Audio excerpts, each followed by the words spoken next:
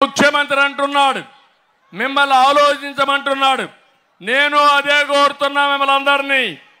ఈ రోజు నుంచి మీరు ఆలోచించండి, మీరు మీ పిల్లలు ఆలోచించండి, మీరు మీ భార్యతో సమావేశం కండి, గ్రామంలో ఉండే వాళ్ళతో మాట్లాడండి, బంధువులతో మాట్లాడండి.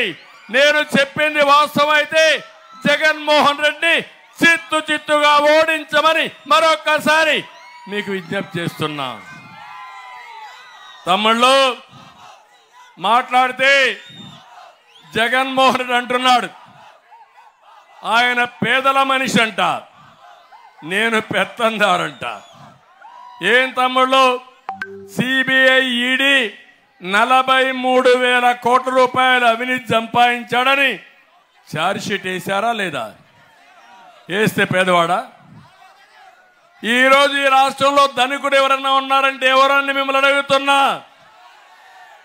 అది పాతది 43,000 కోట్లు. ఇప్పుడు ఎంత తమ్ముళ్ళు, ఎన్ని వేల కోట్లు, ఎన్ని లక్షల కోట్లు ఏమైపోయినాయని అడుగుతున్నా.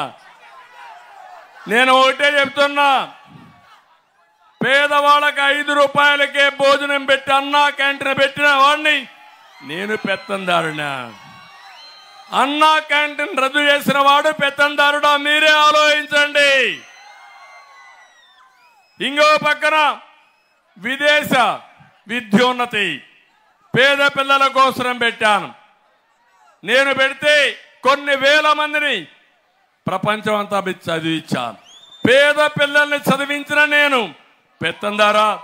ఆ స్కీముని రద్దు చేసిన దుర్మార్గుడు జగన్మోహన్ రెడ్డి పెత్తందారుడా? మీరే ఆలోచించండి. ఈయన కూతురులో మాత్రం లండన్లో చదవాలి, అమెరికాలో చదవాలి, పేదవాడి పిల్లలు మాత్రం చదువుకోకూడదు. ఇది ఎక్కడ న్యాయమని మిమ్మల్ని అడుగుతున్నా. డబ్బు లేని పిల్లల్ని, తెలివైన పిల్లల్ని ఎక్కడ కావాలంటే అక్కడ చదివించడం నా బాధ్యతగా తీసుకున్నా, చదివించా.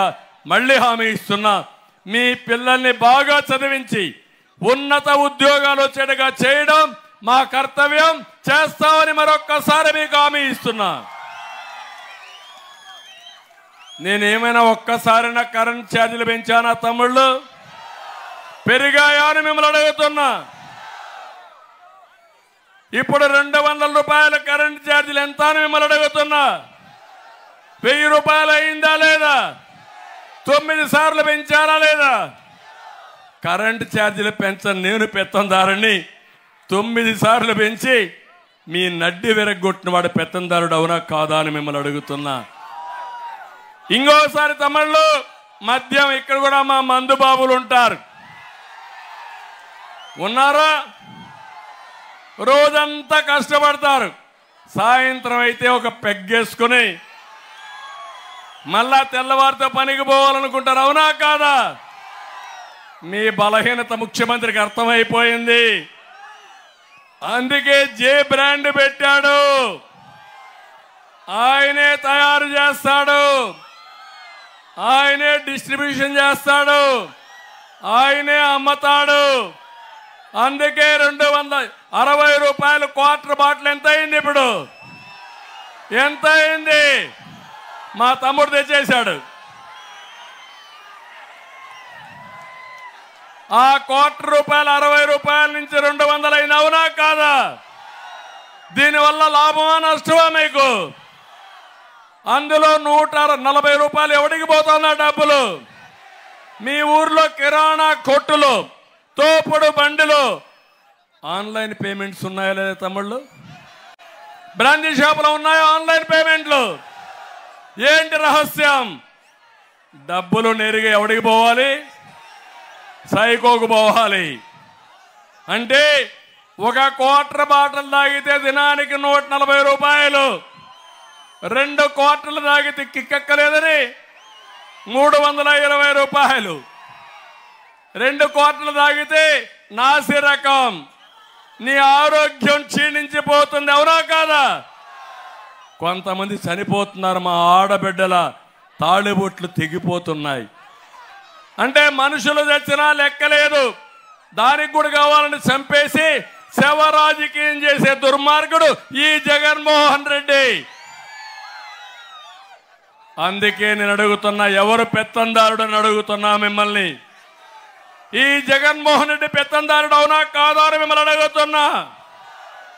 తమిళలో ఇసుక, గోదావరి ఉంది, ఇక్కడ ఇసుక దొరుకుతా ఉందా? మీకు దొరికిందా ఇసుక? తెలుగుదేశంలో ఉచితంగా ఇచ్చావా లేదా? అప్పుడు ట్రాక్టర్ ఎంత?